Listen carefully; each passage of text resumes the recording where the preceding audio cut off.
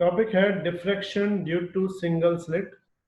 Diffraction का meaning था कि जब हम लाइट किसी भी ओपनिंग से पास करते हैं तो वो थोड़ी बेंड हो जाती है। तो वो बेंडिंग जो है वो हम सिंगल स्लिट से स्टडी करेंगे कि बेंडिंग की वजह से लाइट जहां भी फोकस्ड होती है वहां पे क्या जनरेट होता है। पूरा ध्यान यहाँ पे समझो। ये है तुम्हारी ओपनिंग, ठीक है, और यहाँ से हम लोग लाइट पास करवा रहे हैं। ये उनके वेव फ्रंट्स हैं।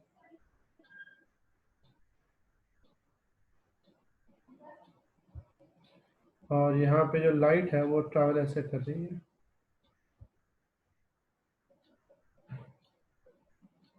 हम इसमें 3 रेज दिखाते हैं। ये लाइट ट्रैवल कर रही है। जो ब्लू लाइन है इट रिप्रेजेंट्स वेव फ्रंट, और ये जो 3 रेड लाइन है ये रिप्रेजेंट करती है रे ऑफ लाइट, मतलब लाइट जो ट्रैवल किस तरफ कर रही है, राइट साइड। ठीक है, अब हमने ये भी चीज पढ़ी हुई है कि जो लाइट होती है उसका हर एक पार्टिकल बिहेव करता है एज ए सेकेंडरी सोर्स।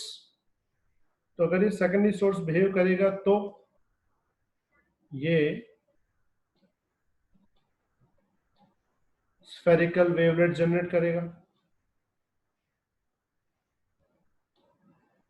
ठीक है, तो ये जो स्फेरिकल वेवलेट जनरेट करेगा तो सबकी जो डायरेक्शन है अलग अलग है। हम क्या करने वाले हैं, हम इन वेव्स को एक ही जगह पे कंसंट्रेट करवाएंगे। समझो हम यहाँ पे रख रहे हैं एक स्क्रीन, और हम स्क्रीन पे इनको कंसंट्रेट करवाएंगे। लेकिन क्वेश्चन ये है कि जब हमने इंटरफेरेंस पढ़ा था उसमें सोर्स 2 थे, यहाँ सोर्स ऑलरेडी एक है। हम एक सोर्स के ही पार्टिकल्स को सुपरपोज करवाने वाले हैं। अब सिंपल बात है, एक सेकेंड, कि अगर हम इन रेज को अगर देखें, ये जो 3 रे दिख रही है तुमको, क्या ये अपने आप मर्ज हो सकती है एक ही पॉइंट पे?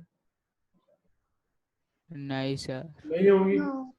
तो हम लोग यूज करेंगे लेंस, और लेंस की हेल्प से इनको एक ही पॉइंट पे क्या करवाएंगे, मर्ज करवाएंगे। जब अलग अलग वेव्स एक ही पॉइंट पे सुपरपोज होती हैं, एक ही पॉइंट पे सुपरपोज होती हैं, तो 3 कंडीशंस जनरेट होती हैं। पहली कंडीशन होती है सेंट्रल मैक्सिमम, जिसको हम ब्राइट भी बोलते हैं, सेंट्रल मैक्सिमम या फिर सेंट्रल ब्राइट। सेंट्रल मैक्सिमम की कंडीशन क्या थी, याद है किसी को? सेंट्रल मैक्सिमम का मतलब होता है जब पाथ डिफरेंस 0 हो, उसको हम बोलते हैं सेंट्रल मैक्सिमम। उसके बाद आती थी, तुम्हें याद हो, कंस्ट्रक्टिव इंटरफेरेंस यानी ब्राइट फ्रिंजेस। अब ब्राइट फ्रिंजेस का मतलब क्या होता था, जब तुम्हारा पाथ डिफरेंस कितना हो जाए, x d by d, n lambda, यानी एक्स डी बाई डी तो उसका बेसिक फॉर्मूला है, वो तो सब में लगेगा, लेकिन वो एन टाइम्स ऑफ लेमड़ा हो। और दूसरा था डार्क फ्रिंजेस, याद है डार्क की condition, 2n minus 1 pi. Very good, it's R2 minus R1 is equal to R2 minus R1 is equal to 2n minus 1 lambda by 2। याद रखना ऊपर वाले में n जो है स्टार्ट कहां से होता है, 0 1, और नीचे वाले में n कहां से स्टार्ट होता है, 1 2। 1 2 डार्क फ्रिंज को हम ऐसे भी लिख सकते हैं,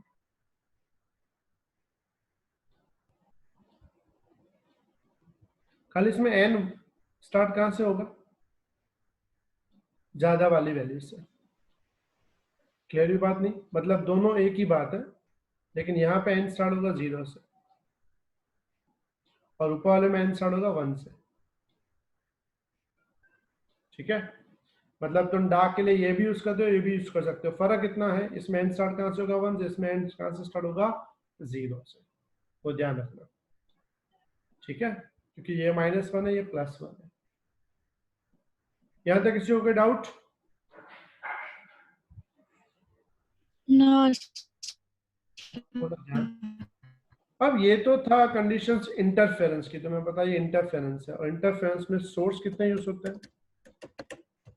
2 सोर्स यूज होते हैं। अब हम जो करने वाले हैं वो एक ही सोर्स है। हम एक ही सोर्स की चीजों को मिक्स करने के लिए हम यूज करेंगे लेंस।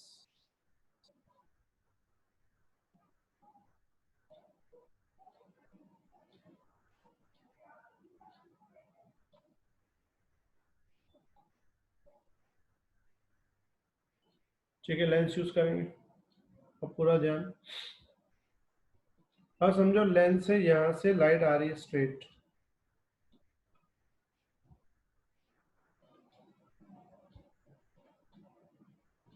Hello sir. बोलो बेटा। सर आपकी आवाज कट रही है। बेटा अभी ठीक है? सबको आ रही है आवाज? एवरीवन? हाँ सर अभी आ रही। चलो, ये तीनों रेज आई यहाँ पे। ठीक है, जो सेंटर वाली है वो स्ट्रेट जाएगी, ये जो है ये से, ये ऐसे। क्लियर? मतलब जो स्क्रीन है वो यहां से कितना दूर होगी?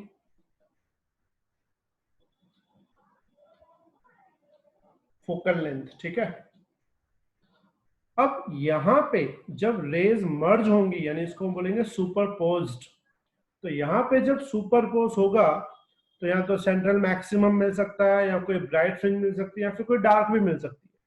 वो डिपेंड करता है क्या कंडीशन है। अब ये सोच के मुझे बताओ, ये जो मैंने 3 रे लिए हैं, समझो यहाँ पे नाम दिया हमने ए, और ये नाम दिया हमने बी। ए से बी में मैंने 3 रे दिखाई। एक्चुअल में 3 रे नहीं होंगी, लाखों रे होंगी, दिखाई 3 है। मुझे बताओ कि ए से अगर मैं स्टार्ट कर रहा हूं यहाँ पे, तो तीनों रे में से पहले कौन सी रे पी पे पहुंचेगी? फर्स्ट रे कौन सी पहुंचेगी? सेंटर मिडल, वाली। ऊपर की नीचे? हाँ सर। सेंटर वाली सर।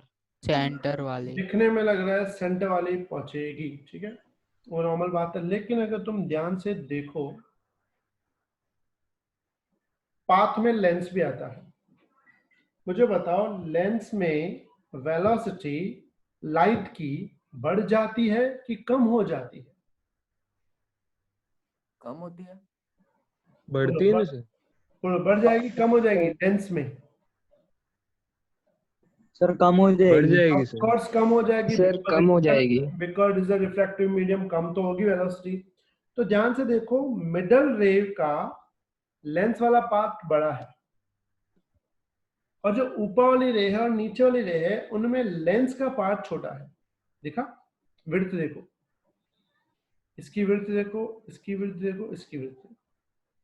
इसका मतलब ये हुआ सेंटर वाले को बाकी दो के कंपेयर में ज्यादा टाइम लगेगा। समझ में आई बात? Yes sir. किसमें ज्यादा टाइम लगेगा? लेंस वाले पोर्शन में। लेंस के लेकिन बाद में। बाहर वाले पोर्शन में बीच वाले को कम टाइम लगेगा। सेम चीज ऊपर वाली रे देख लो, ऊपर वाली रे को देखो, बाहर ज्यादा टाइम लगेगा लेकिन अंदर कम टाइम लगेगा। नीचे वाली रे भी ऐसी है, बाहर ज्यादा टाइम, अंदर कम टाइम। तो इसका सिंबल मीनिंग क्या हुआ? समझो सेंटर वाली रे को अंदर लग रहे हैं 3 सेकंड, बाहर लग रहे हैं 2 सेकंड, तो सेंटर वाली रे कितनी देर में पहुंचेगी? 5 सेकेंड में।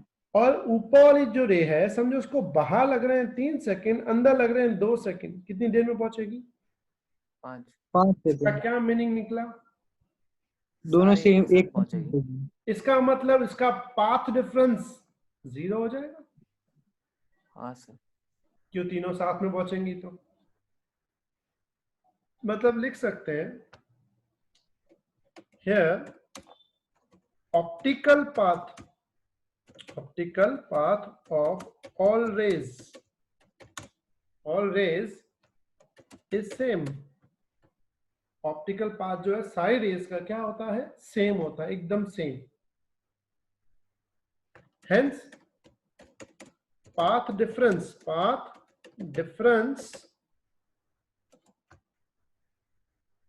is 0. Clear? Hence, on point P,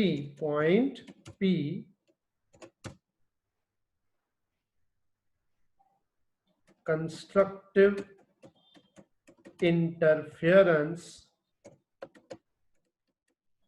is produced and point P becomes bright. It is called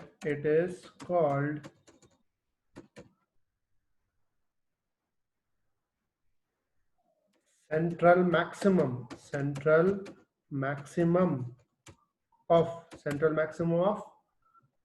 diffraction pattern.